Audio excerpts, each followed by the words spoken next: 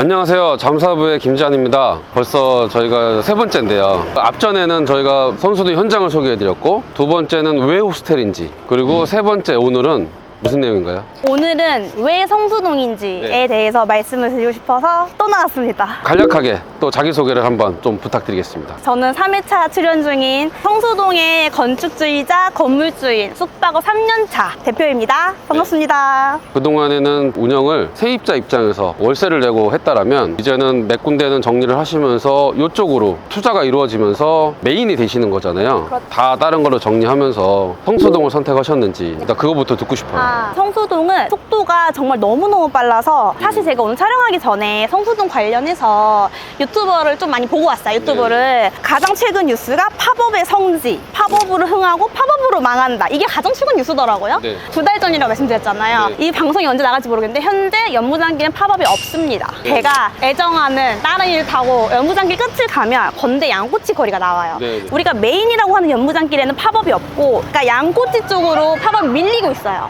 요즘엔 다 온라인으로 예약하고 팝업 네, 가거든요. 그러니까 워킹 팝업도 없어요. 요새는 본업이 숙박업이다 보니까 선글라스 끼고 사람들을 봐요. 그리고 좀 말하는 걸 들어요. 요즘에는 이제 젊은 친구들이 뭐라 그러냐면, 소식이 좀 늦잖아요. 네. 아무래도 매체를 타면 팝업 다 어디 갔어? 이런 얘기 되게 많이 들었고, 그럼 알려주고 싶지. 따릉이 타면서 팝업 다 저기 있는데. 그래서 매체보다 실제 현장은 훨씬 빠르다. 그 젠트리피케이션이 되게 리스크였잖아요. 네. 그래서 성수동이 흥하냐 망하냐에 팝업이 가장 흥했고, 망하는 이유는 젠트리피케이션이다. 하지만 실상 성수동은 메인 연무장길은 기존의 그런 패션업, 그다음에 화장품업으로 다 굵직굵직하게 임대가 다 찼고요. 변두리로 팝업이 들어갔어요. 사실 팝업이 젠트리피케이션을 좀 가속화시키고 네. 시장을 안정화시키지 않고 좀 혼동시키거든요. 근데 팝업이 좀 없어지는데 그냥 없어지면 안 되고, 그게 정식 매장으로 탈바꿈하는 거는 부동산 투자 측면에서는 굉장히 긍정적인 거거든요. 성수도 상권 분석은 저 말고 전문가도 너무 많으니까 일단 저는 숙박업 기준으로 좀 설명을 드릴게요. 제가 최초에 올해 2월에 계약했을 때 성수동은 이제 연무장길 조그만하게 팝업이 몇 개 있었고 네. 썰렁했어요. 외국인 당연히 없고 그냥 내국인 정도? 성수동이 사실 올해부터 반짝한 지역은 아니잖아요. 그쵸? 성수동은 수년간에 걸쳐서 성장을 했는데, 사실 올해 초만 해도 외국인이 그렇게 많지는 않았다. 맞아요. 이렇게 이해하면 될까요? 맞아요. 네네. 저 같은 경우에는 이 숙박업 기준으로 생각을 해보자면, 호스텔의 가장 장점은 내국인, 외국인 둘 다 네. 수요를 받잖아요. 네. 외국인이 와주면 당연히 고마운 건데, 일단 내국인 타겟으로 해보자 했을 네. 때 성수동은 기본적으로 지식산업센터가 많잖아요. 네. 그래서 일자리가 풍부하면은 결국에는 저번에도 늘 강조하는 출장 수요도 많고 데이트도 많이 하겠죠? 네. 퇴근하고. 네. 그래서 내국인 타겟으로도 성수동이 나쁘지 않다라고 생각을 했고, 물론 2월달만 해도 팝업이 있었으니까 그래 성수동이 점점 떠오를 거다, 요 정도만 생각을 했어요, 사실상. 그리고 가장 큰 중요한 건 준공업 지역. 앞으로 새끼손가락인데 너무 힘들었잖아요, 제가. 네, 이제 감회가 좀 새롭게 다가오는 부분인데, 성수동은 저 부동산 측면에서 좀 전망을 보자면, 이렇게 팝업 매장이 들어서고 월세가 막 급격하게 올라가고 매매가가 올라가니까 가로수길이 연무장길이 되는 거고, 성수동이 신사동이 되는 거죠. 그쪽으로 비교들을 좀 많이 하시는데 사실은 좀 틀립니다. 신사동은 주말에 사람들이 굉장히 바글바글 했고 평일에는 한산했어요. 그게 주변에 기업체들이 없고 거주도 없어요. 신사동은 오로지 만남의 장소입니다. 그래서 주말에 젊은 분들 중심으로 많이 만났고, 주변에 병의원에 오는 미용 관광이라고 할까요? 그런 분들이 조금 뒷받침됐어요. 성수동하고 급격한 차이는 뭐냐면, 성수동은 외국인 분들이 뒷받침되니까 평소에 있었던 오피스, 업무, 그리고 주말에 관광, 거기에 외국인들이 가세하니까 명동보다 더 메리트가 있다. 명동에는 적어도 거주가 없어요. 산업시설도 많고 여러 가지가 많지만 주거지가 없어요. 근데 여기는 주거지까지 갖춰진 육각형의 입지가 성수동이 아닌가. 특히나 네. 교통도 너무 좋고. 네. 그래서 저는 성수동이 가로수길처럼 끝나지 않고 명동처럼 40년, 50년 갈 수 있는 상권이 되지 않을까. 제가 여기서 조금만 더 이제 MSG를 치자면, 그 상권의 생애 주기가 있대요, 네. 대표님. 술집 밥집만 있으면 1차 상권. 네. 생애주기로 따지면 되게 초급 단계인 거죠. 대표적으로 물레동. 물레동과 성수동 똑같이 중공업 지역인데 물레동이 성수동이 못 된 이유는 맛집과 술집에서 끝난 거예요. 그럼 이제 생애주기를 봤을 때 두 번째 2차 상권은 뭐냐면 이제 쇼핑센터가 들어와야 된대요. 네. 이제 쇼핑을 하려면 옷도 있고 화장품도 있고 그러면 이제 상권이 성숙하다고 보대요.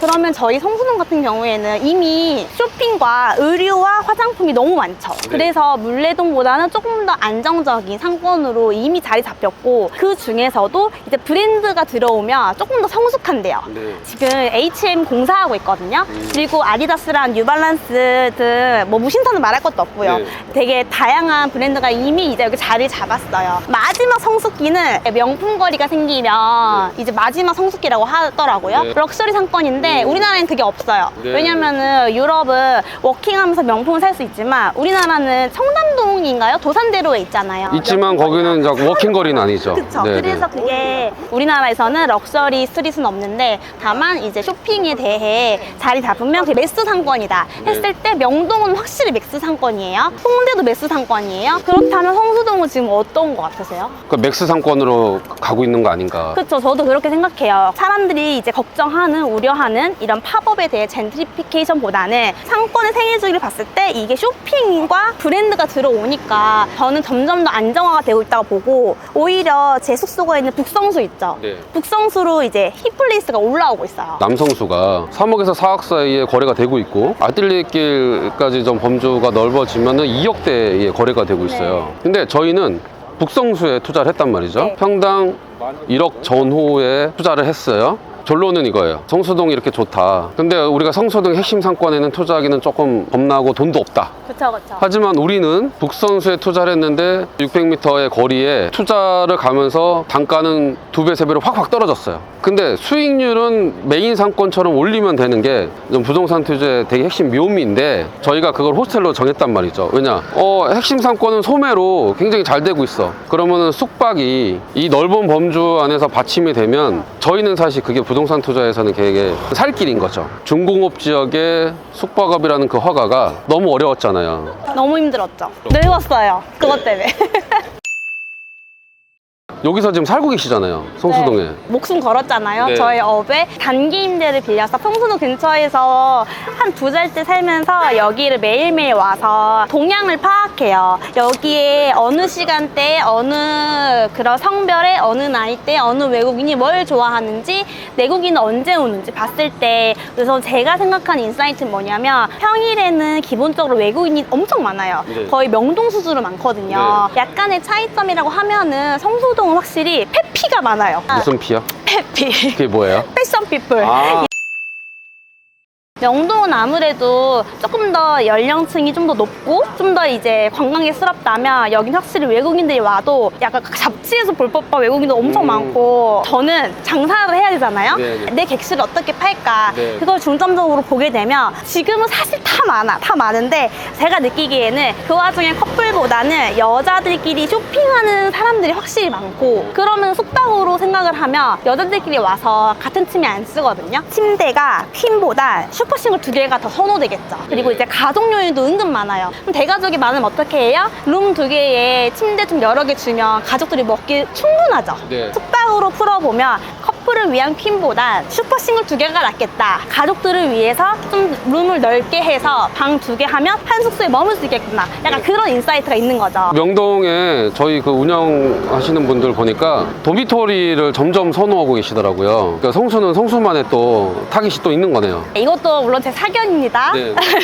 도미토리는 일단 성수동이랑 왜 안 맞냐고 생각하냐면 이 상권이 살아나려면 결국엔 이 구매력이 있어야 되는데 네. 실제로 성수동이 상반기 대비 하반기 매출액이 카드 결제액 있잖아요. 1,300억이 넘게 결켰대요. 저도 근데 그 매스컴 봤어요. 보셨죠? 보도자료 봤어요. 예. 그게 왜 중요하냐면 근데 실제로 구매가 일어나야 상권이 네. 계속 탄탄한데 제가 이제 며칠 전에 명동 갔을 때 외국인은 많은데 다 빈손이에요. 실제로 길에는 사람이 많은데 상가는 비어 있다면 지금 성수동은 카드 결제액도 그렇고 실제로 성수동은 보따리를 이렇게 들고 가요. 배낭객들이 저렴하게 즐기는 도미토리보다는 조금은 비용이 올라갈지언정 룸 형태가 잘 될 수 있다. 왜냐면 쇼핑을 하면은 이만큼 들고 오잖아요. 네네. 숙소 가서 입어봐야지. 그렇죠. 그것도 그렇고 제가 왜 아까 쇼핑 난민이라고 소개를 드렸냐면 저도 주말에 여기 걸으면서 몇 개 사다 보면 이만큼 되거든요. 네네. 근데 막상 성수동이